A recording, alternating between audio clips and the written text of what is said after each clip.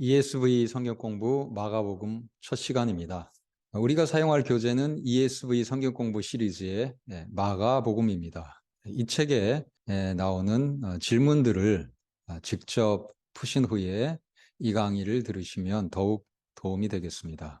여러분들이 문제를 풀 때 참고할 수 있는 교재는 참고도서는 ESV 스터디 바이블입니다. 자, 그러면 오늘은 첫 시간으로 마가복음 개관을 하겠습니다. 마가복음의 기록자는 마가이죠.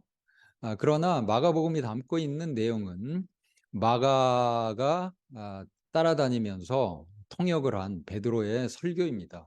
자, 이것을 어디서 확인할 수 있냐면 교회사, 4세기에 나온 교회사 책인데요. 유세비우스가 집필했습니다. 그 유세비우스의 교회사에 보면 2세기 교부 파피아스의 증언을 소개합니다. 파피아스는 마가복음은 베드로의 설교를 그의 통역관인 마가가 기록한 것이라고 전해주고 있습니다. 순교자 유스티누스도 그의 책에서 마가복음을 베드로의 회상록이라고 하고 있습니다. 그러니까 베드로가 자신이 목격한 것을 기억하여 증언한 것이라는 얘기입니다. 그것을 기록한 사람이 마가일 뿐입니다. 베드로전서 5장 13절에는 베드로가 마가를 자신의 아들이라고 소개하고 있습니다. 자신을 늘 따라다니며 설교를 통역한 이 마가 베드로의 동역자이죠. 그리고 나이는 베드로보다 어리고요. 자, 이런 사람을 아들이라고 그리스도 안에서 아들이라고 부를 수 있겠죠. 베드로의 회상록을 기록한 이 마가복음의 기록 시기 언제일까요? 마가복음의 기록 시기는 늦어도 AD 70년 성전이 파괴된 그리고 예루살렘이 멸망한 그 해입니다. 그 이전에 기록되었다고 볼 수 있습니다. 그 이후는 마가복음을 읽어보면 이 예루살렘 멸망 묘사가 AD 70년 이후 사람이라면 그렇게 하지 않았을 방식으로 묘사하고 있습니다. AD 70년의 성전 파괴에 예루살렘의 멸망을 알고 있는 사람이라면 어떻게 예루살렘이 멸망하고 성전이 파괴됐는지 좀 더 명확하고 자세하게 기록할 수 있었을 텐데 마가복음은 그렇게 되어 있지는 않습니다. 그래서 성전이 이미 파괴된 예루살렘이 이미 멸망한 후에 기록한 것이 아니다. 예수께서 예루살렘과 성전의 파괴와 멸망을 예언한 그 예언을 그대로 전해지고 있다. 이렇게 볼 수 있게 기록이 되어 있는 것입니다. 그래서 마가복음은 아무리 늦어도 AD 70년 이전이다라고 보는 것입니다. 그리고 AD 67년, 68년 겨울에 열심당이 성전을 장악했습니다. 이 성전을 열심당이 장악한 것을 알고 있는 듯한 내용이 이 마가복음에 있습니다. 멸망에 가증한 것이 서지 못할 곳에 선 것을 보거든.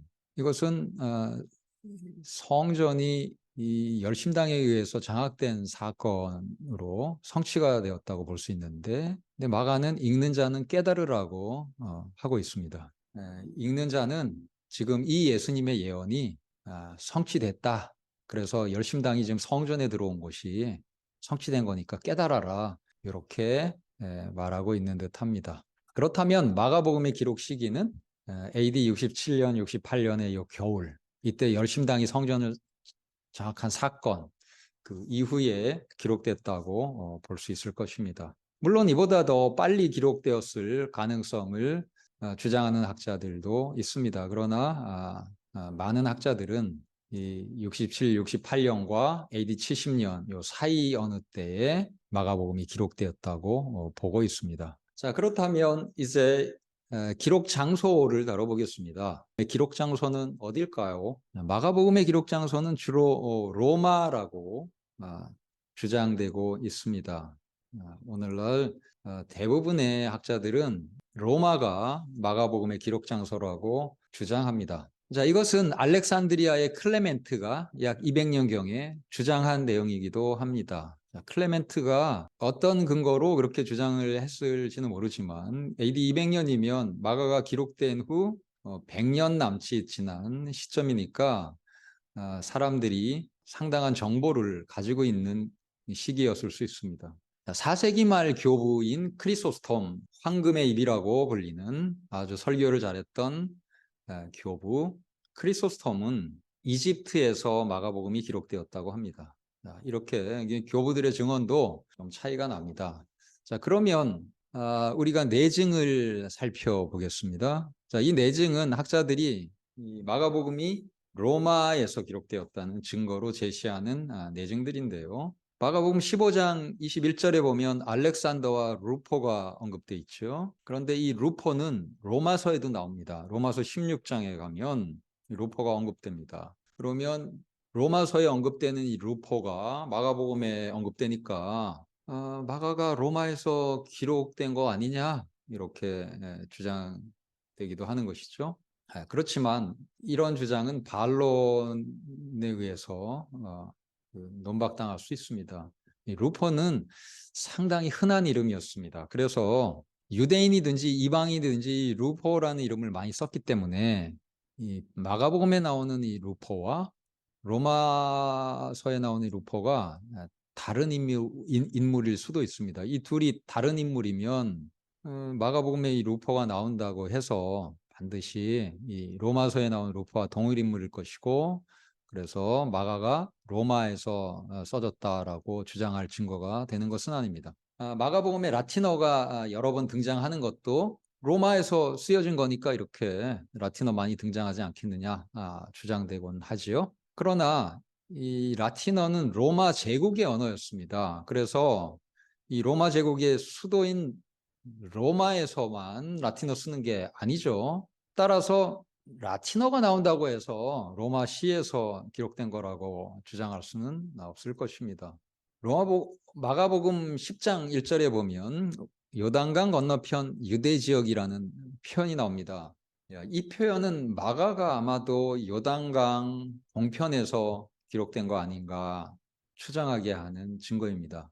요단강 동편은요, 예루살렘에서 보면 요단강 건너편입니다. 그래서 예루살렘 중심으로 기록할 때는 요단강 동편 지역을 트랜스조르단, 요단강 건너편이라고 부릅니다. 그러나 요단강 동편 사람들이 볼 때는 요단강 건너편은 예루살렘, 또 유대 지역인 것입니다. 그런데 마가복음 10장 1절은 요단강 건너편 유대 지역이라고 합니다. 유대 지역을 요단강 건너편이라고 부르는 것은 요단강 동편의 관점인 것입니다. 따라서 이 10장 1절의 표현은 마가복음이 요단강 동편에서 기록된 거 아닐까라고 추측하게 합니다. 요단강 동편에 어떤 지역들이 있습니까? 데가볼리가 있죠. 알렉산더가 개척해서 설립한 식민도시, 10개의 식민도시가 있는, 그래서 헬라 사람을 이주해서 살게 한 그 도시들. 그래서 10개의 도시, 그래서 헬라어로 데카폴레이스라고 부른 그 지역이 바로 요단강 동편 지역입니다.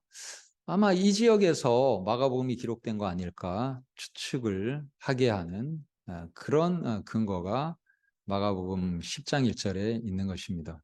그래서 기록 지역에 대해서는 여러 가지 추정을 할 수 있는데 우리가 결론 내리기가 쉽지 않습니다. 외증을 따지면 로마나 이집트인데 또 마가복음 자체를 가만히 연구해 보면 이스라엘 땅에서 기록되었을 가능성, 특히 이 데가볼리 지역에서 기록되었을 가능성이 있는 것입니다. 오늘날 학자들 중에는 갈릴리에서 기록됐다라고 주장하는 사람들까지 있는 상황입니다.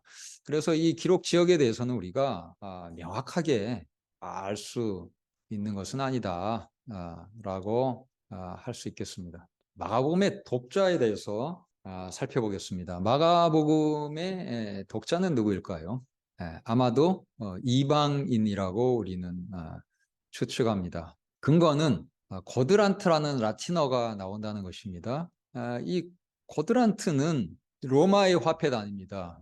그러니까 이 로마의 화폐 단위를 잘 아는 사람에게 렙돈이라는 이 화폐 단위의 그 금액의 가치를 설명해 주고 있어요.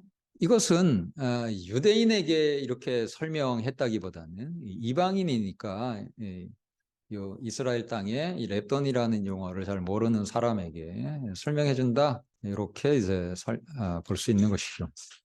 또 7장을 보면 유대 관습에 대해서 설명을 하고 있는 것을 봅니다. 식사하기 전에 유대인들이 손을 씻었다는 것입니다. 자, 이런 유대 관습을 유대인에게 설명할 필요는 없을 것입니다. 이런 설명은 이방인에게 해줄 때 의미가 있는 것이죠. 자, 마가복음 13장 14절을 보면 읽는 자는 깨달으라 이렇게 하고 있습니다. 자, 예루살렘 성전에 열심당이 들어온 이 사건을 지금 이스라엘 땅에 있다면, 예루살렘 가까이 있다면 이 사건에 대한 소문이 났겠죠. 그래서 이렇게 읽는 자는 깨달으라는 말은 의미가 있습니다. 그러나 이 독자들이 멀리, 이 예루살렘에서 멀리 떨어져 사는 사람이라면 읽는 자는 깨달으라는 것은 의미가 없을 것입니다. 그래서 이 독자들은 아마도 예루살렘 가까이 어느 곳에 있는 이방인이 아닐까. 그렇다면 대가볼리에 있는 이방인일 수가 있는 것이겠죠. 자, 마가복음의 구조는 어떻게 되어 있을까요? 자, 마가복음은 우선 1장 1절이 제목입니다. 그리고 1장 2절부터 15절까지는 서문입니다. 서언입니다. 여기서 세례 요한을 소개해주고 또 예루살렘이 예수님께서 등장하셔서 세례 요한에게 세례받고 복음 전하기 시작하는 내용 소개되고 있습니다. 자, 이어서 1장 16절부터 8장 21절까지가 1막인데요. 1막의 배경은 갈릴리와 그 주변 지역입니다. 그래서 이런 지역에서 사역하신 예수님의 사역이 소개되고 있고요. 2막은 8장 22절부터 10장 끝까지입니다. 2막은 예수님의 맹인 치유에서 맹인 치유로 끝나는 구조로 되어 있습니다. 그래서 시작과 끝이 다 맹인 치유로 되어 있어서 어디서 시작해서 어디로 끝나는지 같은 맹인 치유로 이렇게 묶어져서 2막의 시작과 끝이 알 수 있게 되어 있습니다. 2막의 배경은 길입니다. 예루살렘으로 올라가는 길이고 이 길에서 벌어진 일들 그리고 가르치신 가르침이 소개되고 있습니다. 주로 제자도가 여기에 담겨 있습니다. 3막은 11장 1절부터 끝까지인데요. 이 3막은 예루살렘이 배경입니다. 예수님께서 예루살렘에 올라가셔서 하신 사역, 가르침이 담겨 있는 것입니다. 자, 그러면 마가복음의 핵심 내용들을 몇 가지 살펴보도록 하겠습니다. 마가복음의 가장 중요한 핵심 주제는 예수님은 하나님의 아들이다라는 내용입니다.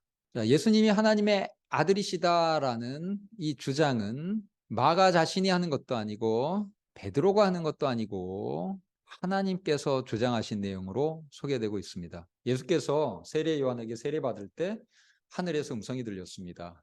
너는 내 사랑하는 아들이다. 그래서 하나님께서 예수님을 자신의 아들이라고 소개하신 것으로 나옵니다. 그리고 9장 7절에도 이는 내 사랑하는 아들이라는 하나님의 증언이 또 나오는데요. 이것은 제자들이 높은 산에 예수님과 함께 올라가서 들은 내용입니다. 이 세 제자가 베드로, 야고보, 요한이었습니다.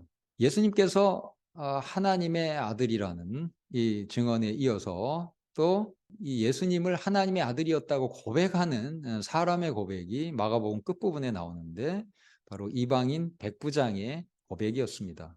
15장 39절에 보면 이는 이 사람은 진실로 하나님의 아들이었도다라고 이방인 백부장이 고백을 합니다. 그래서 이 마가복음은 예수님이 하나님의 아들이라고 하는 내용을 우리에게 전해주는데 하나님께서 증언하셨고 이방인이 고백한 그러한 내용으로 소개되고 있습니다. 자, 하나님의 아들은 도대체 무슨 뜻일까요?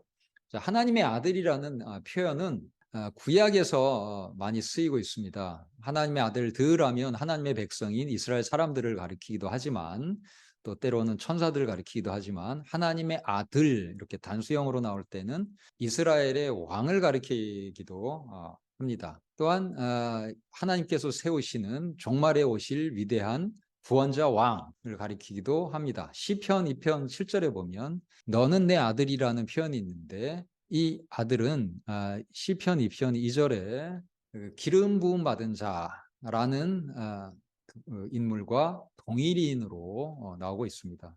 기름 부음 받은 자는 히브리어로 마시아크죠. 메시아죠. 자, 이것을 헬라어로 번역하면 크리스토스, 그리스도입니다. 그래서 하나님의 아들 메시아 그리스도는 다 동의어로 유대인들이 사용하던 말인 것입니다. 유대인들은 메시아 하나님의 아들 그리스도 하면 어떤 인물을 생각했냐면 종말에 오셔서 이스라엘을 구원할 위대한 구원자 왕으로 기대하고 있었던 것입니다. 그런데 바로 유대인들이 기대한 그 구원자 왕이 예수님이다라고 하나님께서 증언하신 것입니다. 사람이 증언한 것이 아니고 하나님께서 친히 증언하신 내용인 것입니다. 그래서 이것은 하나님께서 계시하신 이 진리의 말씀인 것입니다. 사람이 조작해서 만든 내용이 아닙니다. 그래서 이 기독교의 핵심 교리인 예수님은 하나님의 아들이라는 이 교리는 하나님께서 증언하신 내용인 것입니다. 그래서 이 내용은 우리가 믿을 만한 것이고 또 반드시 우리가 받아들여야만 하는 말씀인 것이죠. 그런데 이 하나님은 내가 너를 기뻐하노라라는 말씀을 덧붙이시죠. 예수님을 하나님의 아들이다 증언하신 후에 예수님을 기뻐하신다고 말씀하십니다. 이게 무슨 뜻일까요? 하나님께서 예수님을 기뻐하신다는 말씀은 구약을 배경으로 주어진 말씀입니다. 자, 구약을 읽어보면 내 마음에 기뻐하는 자라는 표현이 이사야 42장 1절에 나옵니다. 여기에 내 마음에 기뻐하는 자는 하나님의 마음에 기뻐하는 자인데 그 자는 바로 하나님의 여호와 하나님의 종인 것입니다. 여호와 하나님의 종은 어떤 사명을 가지고 있는지 이사야 53장에 가면 명확히 드러납니다.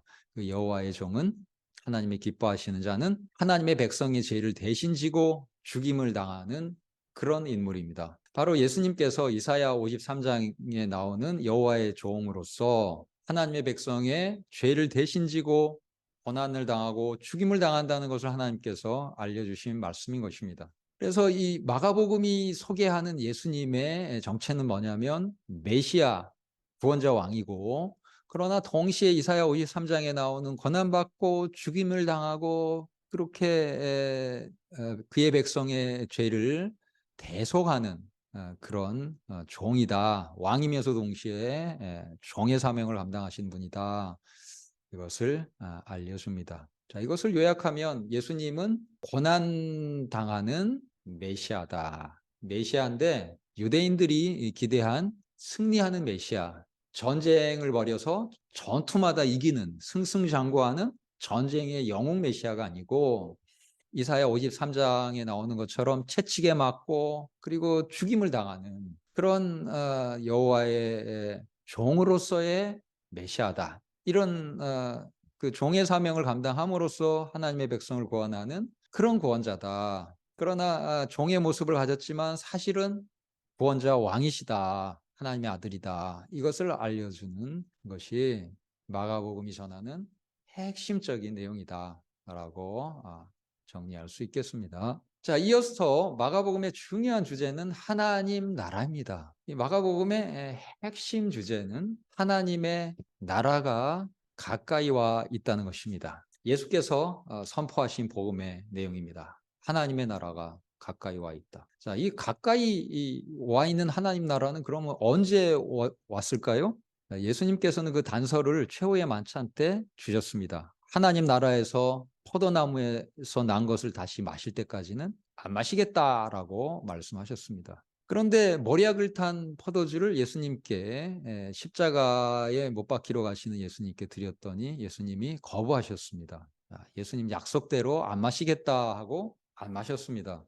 그런데 십자가에 못 박히신 후에 예수께서 이 포도주를 받아 마십니다. 15장 36절에 보면 해면에 신포도주를 적시어 갈대에 꽤 마시게 하고 했어요. 예수님께서는 왜 마셨을까요? 언제 마신다고 했습니까? 하나님 나라에서 마실 때까지는 안 마신다 했고 하나님 나라에서는 마실 수 있습니다.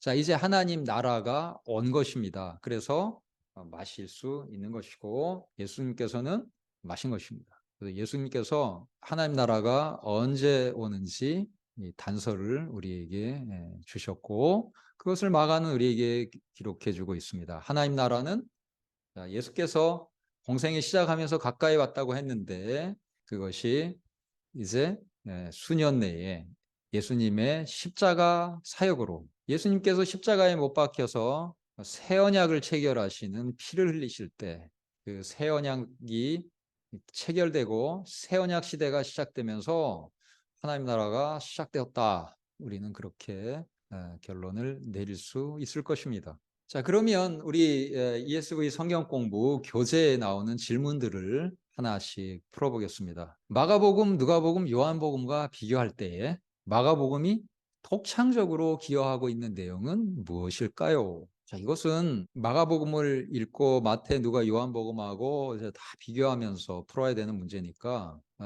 이거 풀려면 사복음서를 다 읽어보고 그리고 또 비교해 보면서 풀어야 되겠죠. 쉽지 않은 문제인데요. 자, 여러분은 어떻게 풀어보셨습니까? 자, 마가복음의 내용은 마태나 누가복음 내용하고는 상당히 겹칩니다. 마가복음에 나오는 것은 마태나 누가복음에도 거의 대부분 나옵니다. 요한복음에는 겹치지 않는 내용이 굉장히 많아요. 대부분 겹치지 않습니다. 자, 그것을 우리가 발견할 수 있는데요. 자, 그렇다면 요한복음과 비교하면 마가는 요한복음과 비교해서 매우 독창적이에요.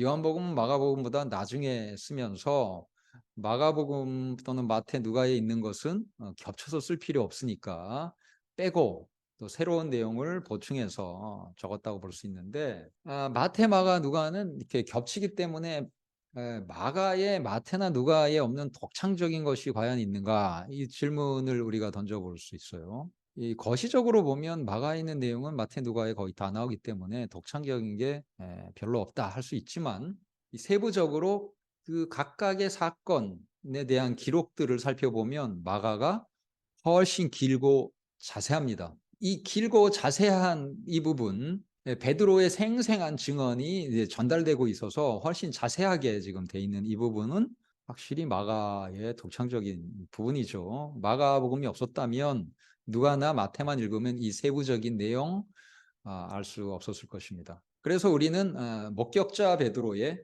생생한 증언이 담겨 있다는 점에서 독창적이다, 독특하다, 여기 아주 자세한 내용들이 있다, 이렇게 마태나 누가와 비교해서 얘기할 수 있을 것입니다. 자, 이 생생한 베드로 사도의 증언을 마태와 누가가 당연히 사용을 하지 않을 이유가 없었을 겁니다. 수제자 베드로가 직접 기록하지는 않았지만 마가가 그 증언을 기록해 남긴 이 마가복음, 사도 마태가 마태복음을 기록한다면 사용을 당연히 했겠죠. 자, 누가가 이 마가복음을 가치 있게 생각하고 사용하지 않을 이유가 또한 없었을 것입니다. 그래서 많은 학자들이 이 마가가 제일 먼저 기록됐고 마태와 누가는 마가복음을 활용하면서 그 마가복음의 이 증언을 받아들이면서 기록을 했다라고 하는데, 자, 이것을 우리가 거부할 이유는 없을 것입니다. 물론 마태가 먼저 기록됐다는 주장을 오랫동안 학자들이 또 해왔었고, 오늘날 로만 가톨릭에선 마태가 먼저 써졌다는 이 이론을 받아들이는 그런 입장을 가진 사람들 많은데, 오늘날은 마가가 먼저 기록됐다고 하는 그런 설을 받아들이는 사람들이 많고, 우리가 이 마가복음이 베드로의 회상록이라는 걸 기억한다면 굳이 마가가 마태보다 먼저 써졌다는 거에 대해서 우리가 거부감을 가져야 될 이유는 없을 것입니다.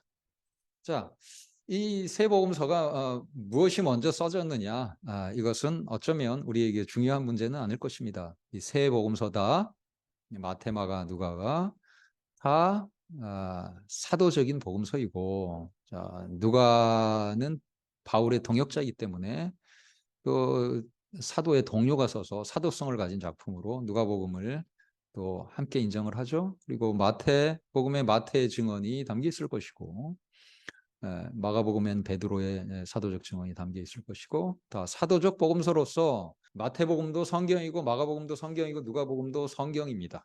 그래서 이 세 복음서를 통해서 우리가 예수님에 대해서 풍성하게 많은 것을 알아갈 수가 있습니다.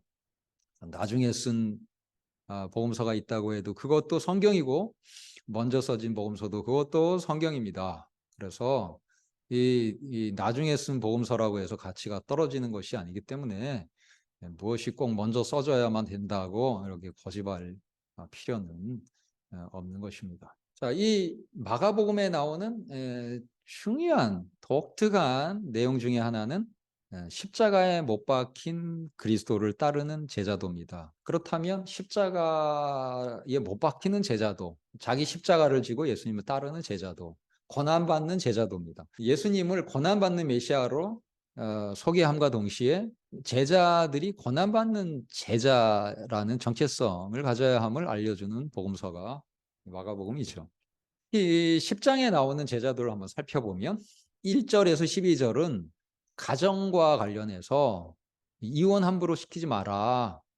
당시에 남자들이 이 여자들, 아내를 아주 쉽게 이혼하는, 이혼 증서만 써주면 이혼시킬 수 있는, 법정에 가지 않고도 그냥 자기가 당신은 어떤 남자에게든지 결혼할 수 있다, 재혼할 수 있다 써주고, 날짜 쓰고 서명하고 증인 2명 불러다가 사인하게 하고, 그러면 그 증서를 아내에게 주면 이혼이 성립하는 사회였고, 이혼 사유도 아무거나 다 갖다 댈 수 있었습니다. 예를 들면 밥을 하다가 손님이 와서 이제 빵을 굽는데 빵을 태웠다. 그러면 빵 태웠다고 이제 이혼시킬 수도 있던 그런 시대였습니다. 그리고 마음에 안 드니까 나는 이혼했다. 이렇게 요세프스도 자신이 이혼을 한 얘기를 기록하고 있는데, 이런 그 사회 속에서 예수님은 이혼을 시키지 마라.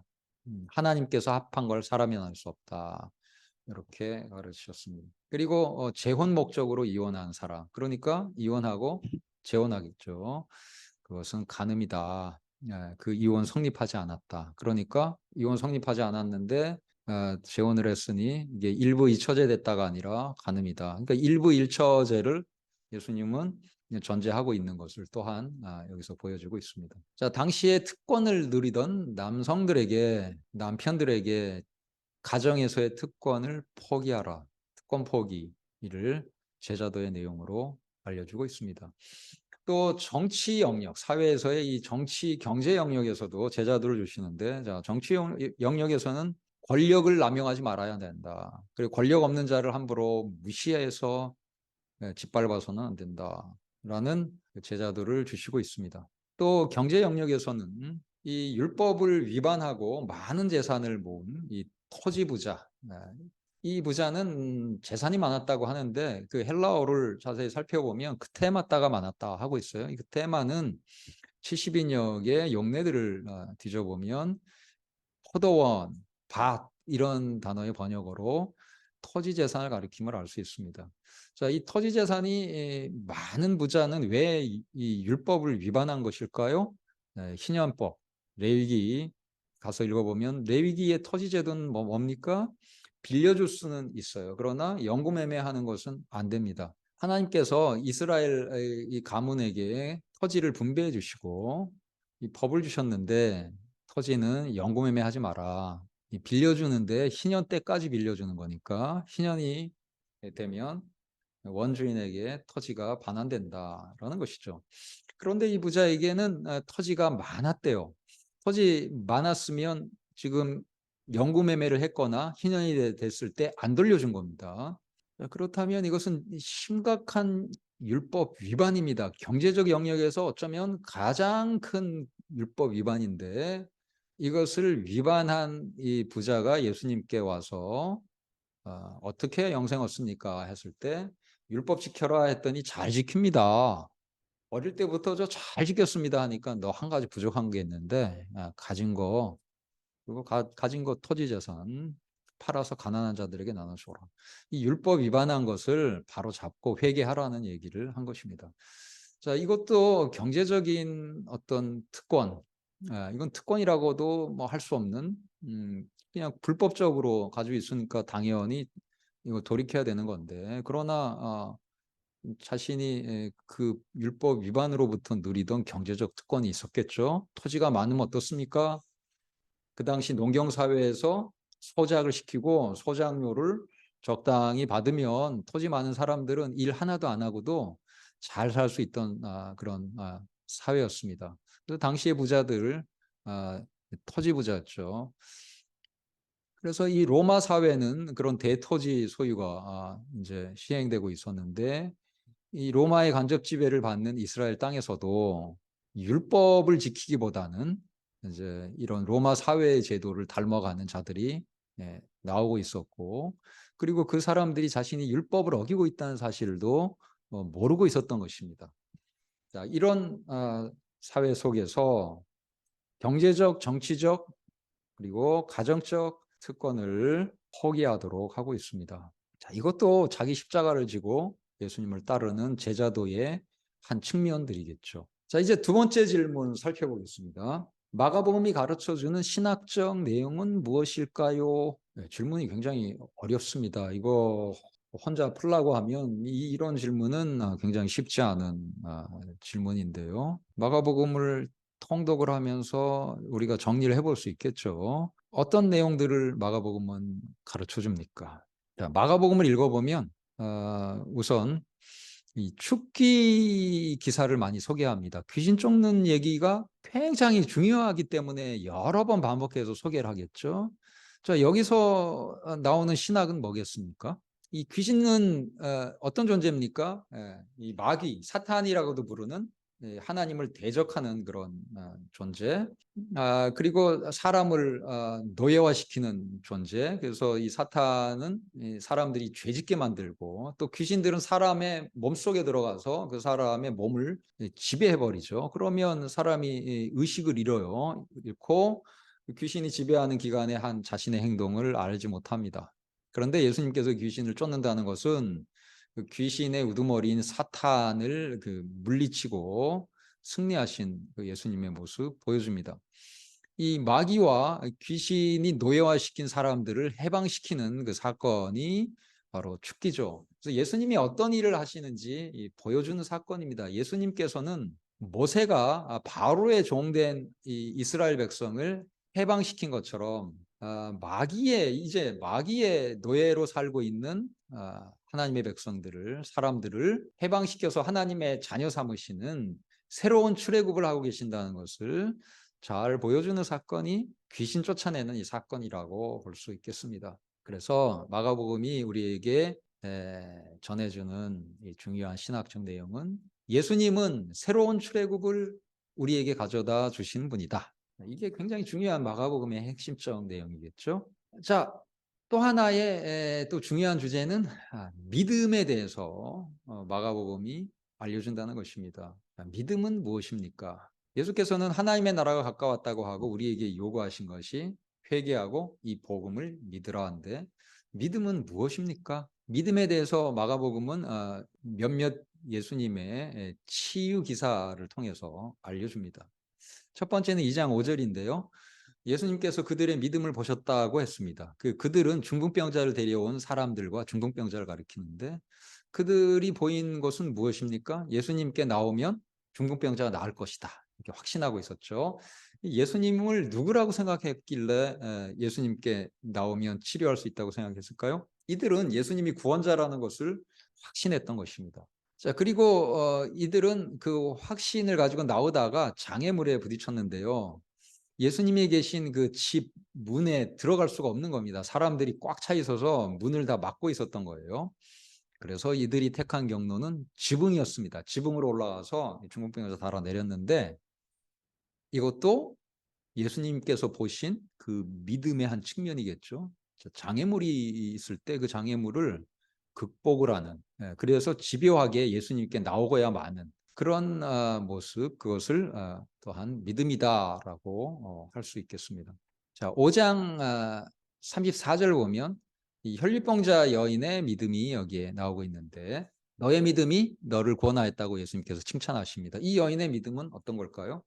예수님의 옷자락에 손을 대면 내가 나을 거다 믿었습니다. 역시 예수님을 구원자, 하나님의 아들 메시아로 믿었던 것이고, 그리고 예수님의 능력을 믿은 거죠. 이분은 나를 치유할 수 있다 믿었고, 그리고 실제로 예수님의 옷자락에 손을 댔습니다. 대부분의 유대인들은 이 여인처럼 생각은 못했을 거예요. 혈류병은 율법에 의하면 대개의 경우는 어떻습니까? 일반인의 경우 혈류병 걸린 자가 에, 이렇게 접촉을 해서 손을 대면 그 옷이 이제 더러워져서 오염돼서 옷을 빨아야 된다, 이렇게 돼 있죠. 그러나 이 여인은 거꾸로 생각했어요. 예수님의 경우는 다르다. 이분은 구원자이기 때문에 예수님께서 나의 불결한 이 병을 몰아내서 내 병이 오염돼서 전염되는 게 아니고 거꾸로 난 병이 치유된다, 이렇게 본 것이죠. 발상의 전환이 여기 있습니다. 문으로 꼭 들어가야 되는 것이 아니라 지붕으로도 예수님께 접근할 수 있다고 생각한 것도 발상의 전환이었는데, 이 여인은 놀랍게 혈류병이 예수님께 전염되는 게 아니라 예수님의 정결함이 나의 병을 몰아낸다, 이렇게 거꾸로 발상을 전환한 이 모습을 보이는데, 이 발상의 전환, 창조적인 생각, 이것도 믿음의 한 측면이라고 볼 수 있습니다.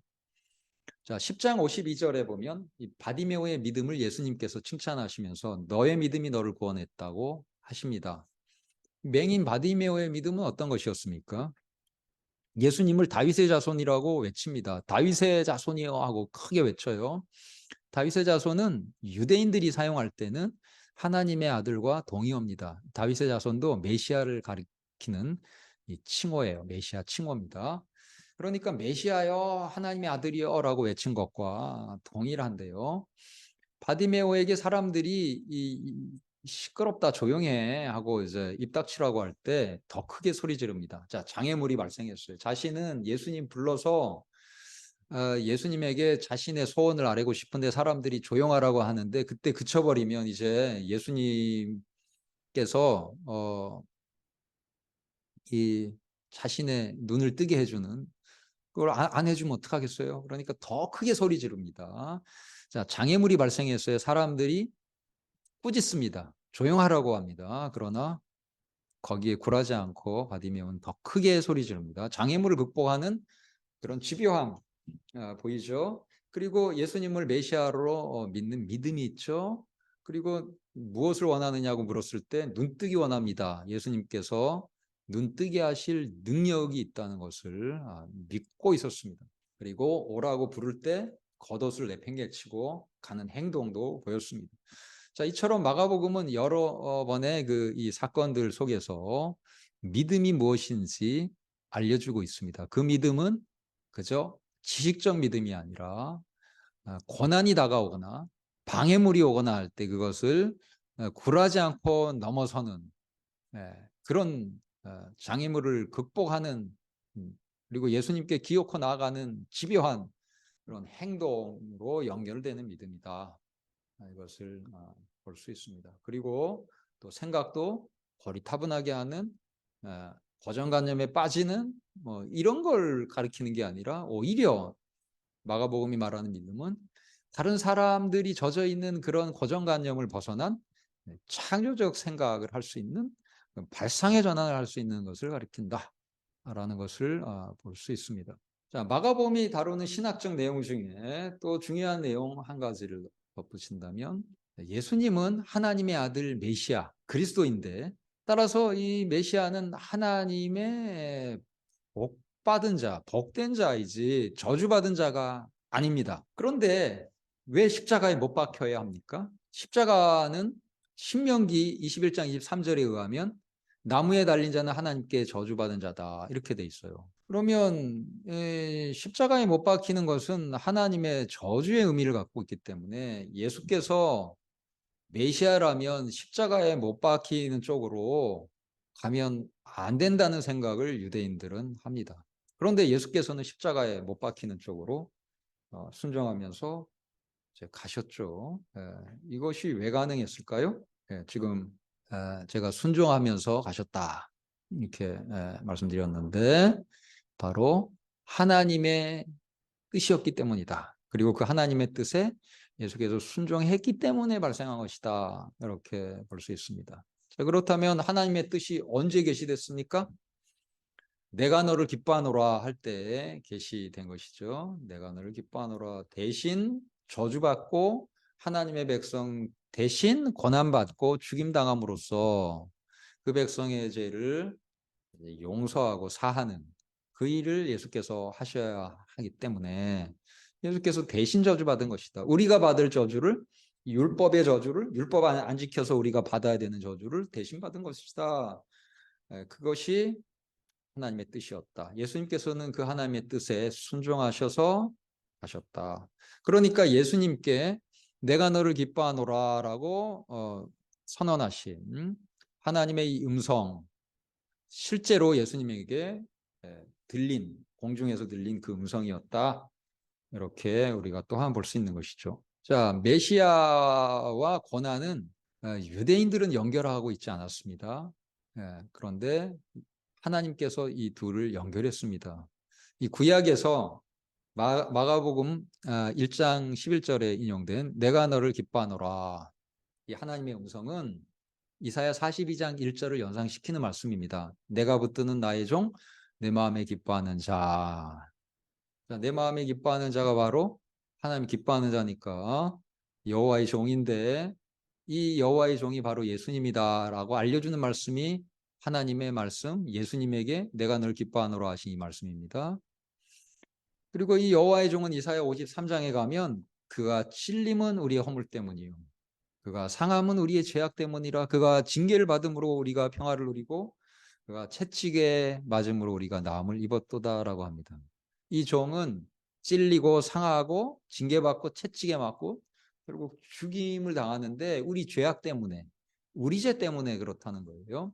그렇다면 자 하나님께서 이 십자가에 못 박히는 길로 예수께서 가시도록 그렇게 하신 것은 우리가 받을 저주를 이 여호와의 종의 사명을 감당해서 예수께서 감당하도록 하신 것이다 할 수 있습니다. 예수께서는 이 하나님의 뜻에 순종해서 십자가에 못 박히는 길을 거부하지 않으셨다. 이렇게 볼 수 있을 것입니다. 예, 구약에 이사야서 53장도 있고 또 시편 2편 거기에 보면 이 메시아는 온 세계를 통치하는 그런 온 세상의 왕입니다. 그런 왕으로 메시아가 나오는데 이사야 53장도 메시아 하면 이미 연결된 거 아니냐 우리가 이렇게 질문할 수도 있겠지만 이사야 53장을 보면 메시아라는 용어로 나오고 있지는 않습니다. 이사야 42장부터 이렇게 쭉 나오는 이 존재는 여호와의 종입니다. 그래서 유대인들은 이사야 53장에 나오는 여호와의 종과 시편 2편에 나오는 그 메시아는 다른 존재다 이렇게 생각을 해서 메시아가 고난을 받는다, 대신 저주를 받는다 이런 생각은 하지 않았었습니다. 그런데 하나님께서는 이 구약에 나오는 이 두 가지 인물, 메시아와 고난받는 종을 연결시킨 것입니다. 그것이 바로 예수님께서 세례 받으실 때 하늘에서 들린 음성이죠. 너는 내 아들이다. 너는 메시아다. 알려주신 거고 내가 너를 기뻐한다. 너는 동시에 여호와의 고난받는 종이다. 예수님 안에서 종과 메시아가 하나로 결합된 것입니다. 이 결합은 하나님께서 창조적으로 하신 것이고 예수님께서는 이 하나님의 이 계시의 음성에 순종해서 십자가의 길을 가신 것이죠.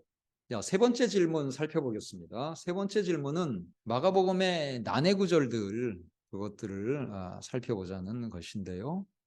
자, 여러분 마가복음을 읽으면 그 난해 구절들이 여기저기 많습니다. 우리가 앞으로 계속 살펴볼 텐데요. 자, 그 중에서 여러분은 어떤 게 난해 구절이었나요? 자, 그 중에 몇 가지를 이 시간 살펴봅시다. 우선 마가복음 3장 29, 30절에 성령 모독죄가 나오는데 이 성령 모독죄가 도대체 뭐길래 용서받지 못하는 죄인가? 자, 그런 의문 우리가 한 번씩 들었을 겁니다. 자, 또 하나의 난해 구절은 9장 1절에 보면 예수님께서 이 제자들 중에 몇몇은 죽기 전에 하나님 나라를 볼 것이다. 반드시 볼 거다. 이렇게 예언하셨는데 이 예언은 언제 성취됐나? 제자들 지금 다 죽었는데 그러면 하나님 나라가 능력 있게 지금 이미 임한 게 맞는가? 도대체 하나님 나라가 뭔가?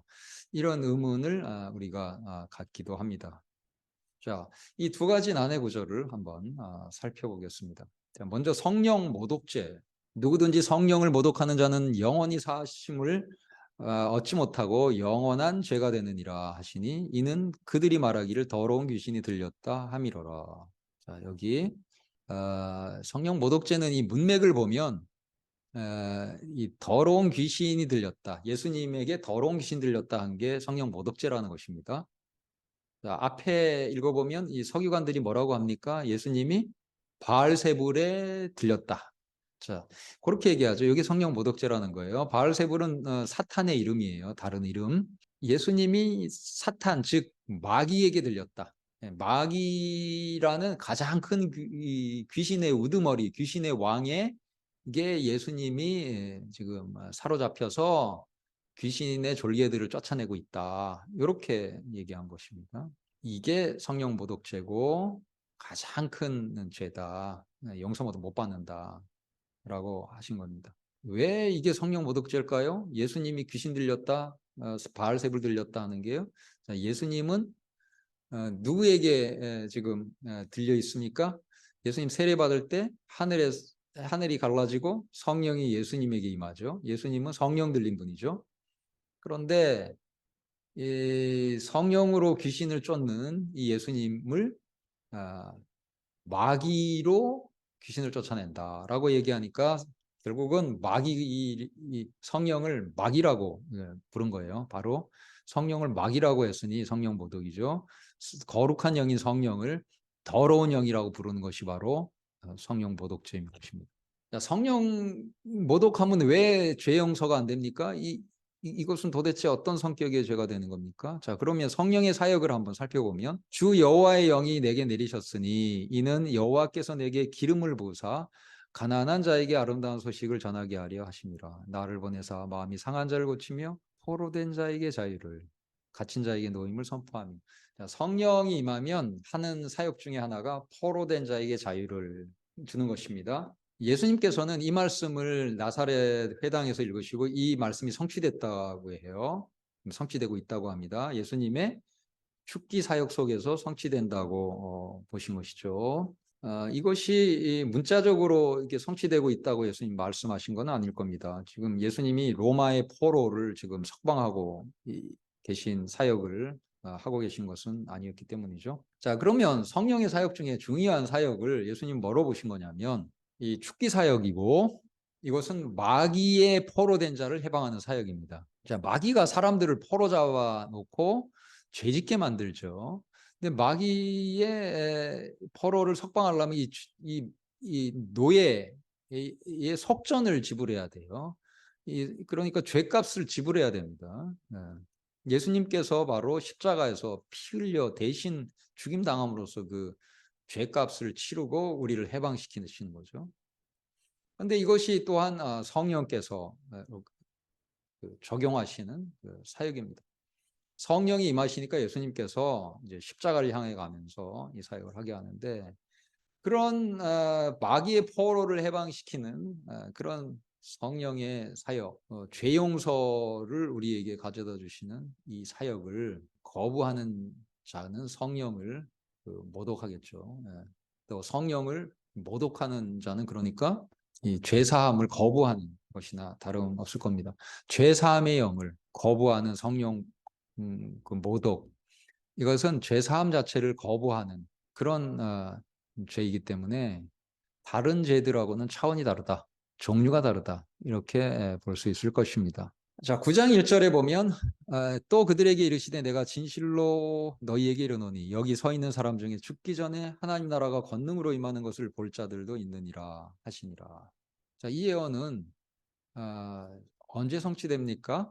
여기 서 있는 사람 중에, 이것은 2절에 가면 베드로, 야고보, 요한 세 제자가 언급돼요. 자, 이 세 제자가 아닐까요? 죽기 전에 본다고 했는데 엿새 후에라고 해요. 2절이. 자, 엿새 후에 성취된 게 아닐까요? 볼 자들도 있느니라 했는데 9절에 가보니까 이제 이미 본 것을 아무에게도 이르지 말라고 해요. 그러니까 제자들은 이미 봤어요. 뭘 본 건가 확인해 보면 2, 3절에서 예수님께서 높은 산에 올라가서 변모하신 것입니다. 자, 이 예수님의 변화하신 모습은 부활하실 예수님의 모습을 미리 보여주고 승천하고 또 재림하실 예수님의 모습을 미리 보여주는 영광스러운 모습이죠.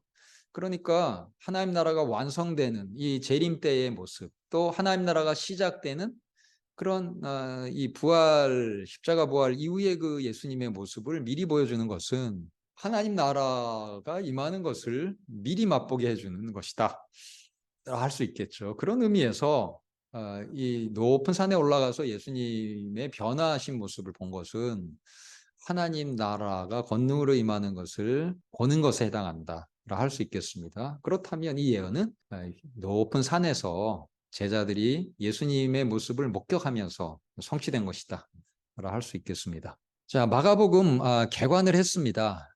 우리가 마가복음 전체를 다 살펴볼 수는 없지만 중요한 핵심들을 몇 가지 문제를 풀어보면서 살펴보았습니다. 이제 다음 주부터는 한 장씩 또는 몇 장씩 우리가 11주로 나눠서 차근차근히 마가복음을 함께 공부하도록 하겠습니다. 스스로 문제를 풀어보시고 그리고 또 ESV 스타디 바이블을 통해서 거기에 또 난해 구절들 설명들이 돼 있는 부분들 확인하시면서 문제풀이를 해보시고 그리고 이 강의를 듣는다면 훨씬 도움이 될 것입니다. 자, 여러분 수고하셨습니다. 다음 주에 뵙겠습니다.